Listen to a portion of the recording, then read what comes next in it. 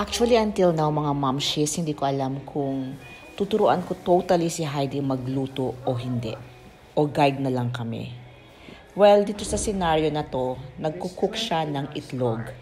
Hinayaan ko lang siya, nasa sala ko, nagbabasa ko.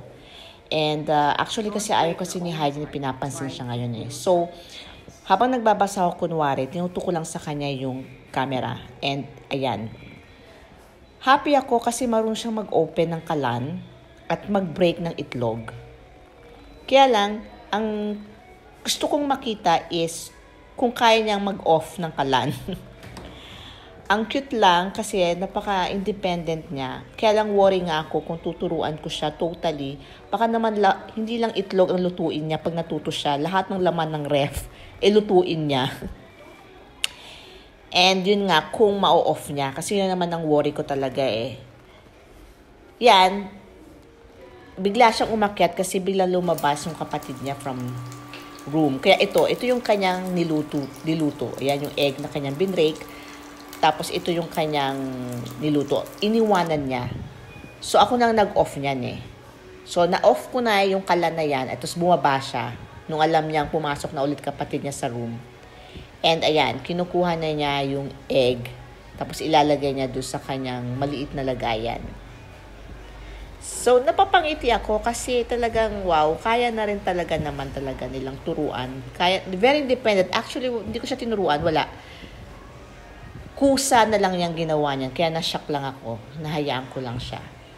So, ayan, ganyan siya. Tapos, akit na siya sa room niya. Happy siya. So, happy ako sa progress ni Heidi. Kasi talagang makikita mo na malaki talaga improvement. Actually, si Heidi is matalino. Tamad lang. Yun ang nag-observe ko sa kanya. Very observer siya.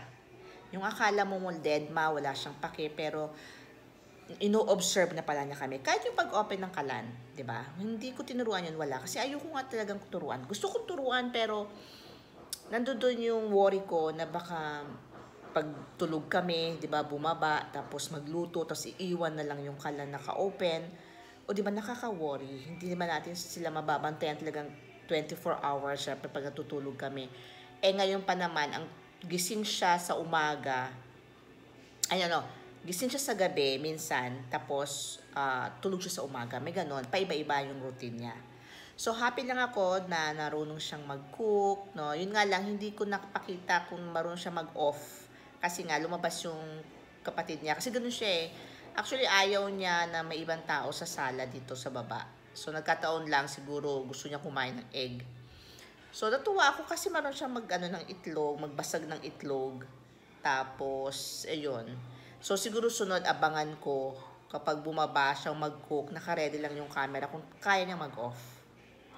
So, yun yung thinking ko. Pero, if ever man, sana tuloy-tuloy na. Gusto ko siyang turuan, like the other one.